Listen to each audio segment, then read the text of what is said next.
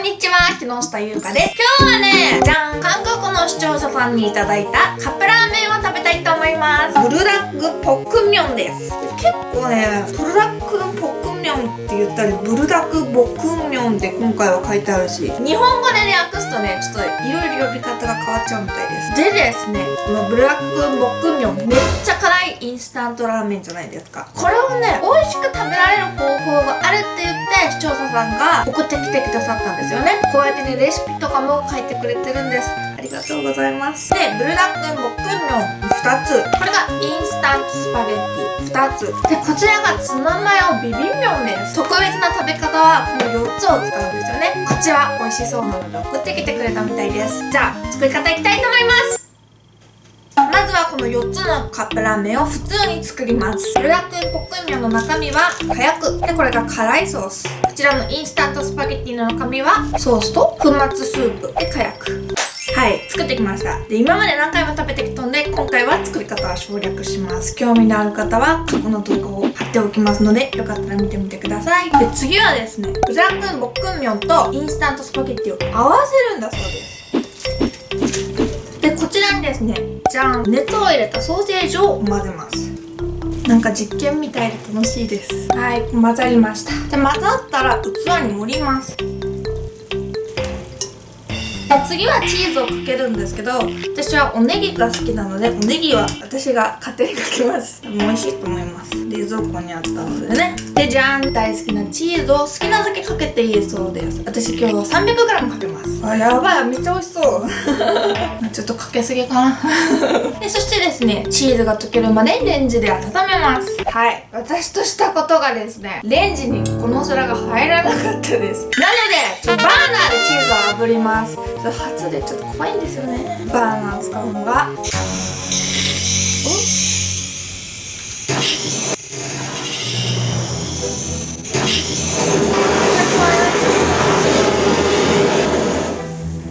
すごい怖かったです怖かったんですけど、めっちゃ美味しそうです。おー、美味しそうですね。でもですね、実はここで終わりじゃないんですよ。じゃん、ツナマヨおむすびです。で、これをね、上に乗せるんだって、私一応おにぎり温めました。温めすぎちゃった。湯気がめっちゃ出てる。割った方が美味しそう。ほらー、ツナマヨが出てきました。熱い。そして乗せると、じゃん、完成です。ついに苦難を乗り越えて完成しました。では、この残り4つのツナマヨビビンミョンはこの後食べます。いただきます。ツナの香りがめっちゃ美味しそう。おにぎりをね、混ぜ込んだ方がいいのかなのかちょっとよくわかんなかったんですけどね。ツナと海苔が合うのかな。はい、チーズも超美味しそうです。美味しい。地獄のように辛いブルダックボックミョンが全然辛くない。今回さ、レンジが使えんかったけバーナーで焼いたじゃないですか。そのチーズが香ばしくてさらに美味しくなってます。おむすびとも一緒に食べてみようかな。チーズとツナってめっちゃ合う。あんまり食べたことない組み合わせだったかもしれん。なんかこのね、インスタントスパゲッティとブルダックボックミョンが混ざっていい感じに甘辛くなってめっちゃ美味しいです。このね、インスタントスパゲッティはちょっと甘い味付けのナポリタンっぽい感じのスパゲッティだったんですよね、前食べた時。すごく美味しいですね。これはごちそうやん。やっぱりブルダックボックミョンのピリッと辛いのがあって、まあでもね、ちょっと辛いぐらいだから食欲そそる感じですね、私的には。ソーセージも美味し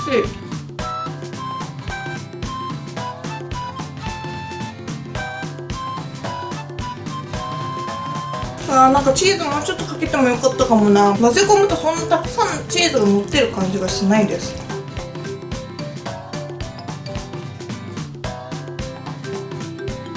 でもこれね、やっばい美味しいです。すっごい美味しいです。なんかね、ツナマヨの海苔のしなびったっていうんかな、湿気た感じの海苔の感じもね、合っててすごい美味しいし、麺プラスご飯っていうのか結構いいですね。でもこれさ、日本で食べようと思ってどうやって作ったらいいんだろう。なんかね、パスタの麺よりこのインスタントヌードルとかの麺の方が絶対合うんですよ。でもカップ焼きそばのソースより絶対このソースの方が美味しいんですよね。ナポリタンだけよりもこのブルダックボックミョンの辛みが入った方が絶対美味しいと思います。ます。だからナポリタンのインスタントラーメンにタバスコめっちゃ振ってチーズ乗せて同じように作ったらいいのかなどうかな。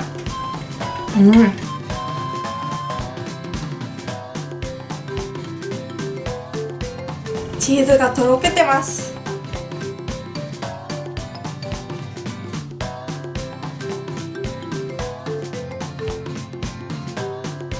で、最後の一口いただきます。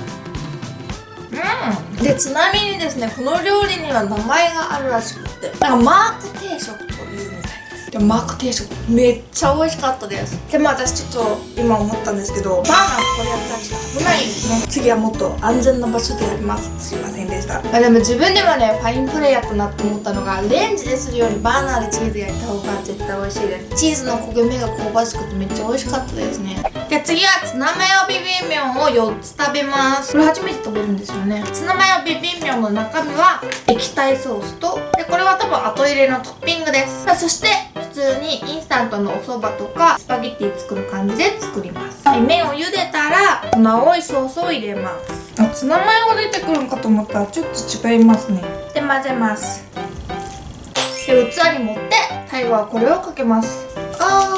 バジルみたいな感じですね。パセリかな。じゃーん、完成です。緑と黄色があるとなんか可愛い感じのおしゃれな感じになりますね。で、これのトッピング私温泉卵をのせてみようと思います。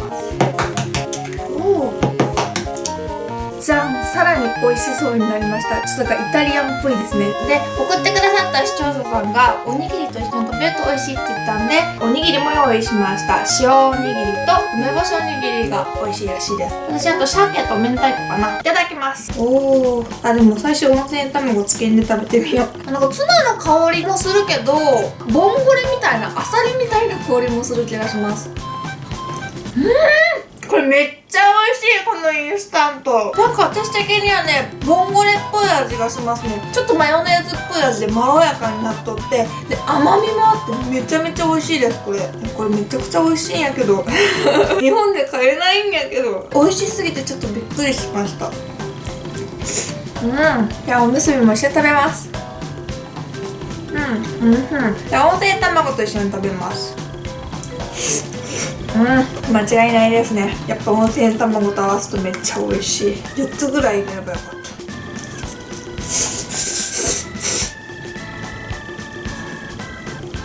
た。なんか炭水化物と炭水化物なんやけど、ご飯とカップ麺から食べると美味しいんですよね。このおにぎりは鮭です。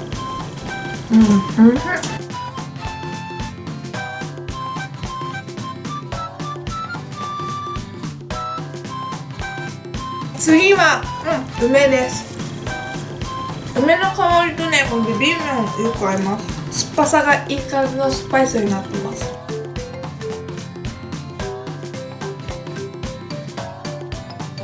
最後のおにぎりは明太子です。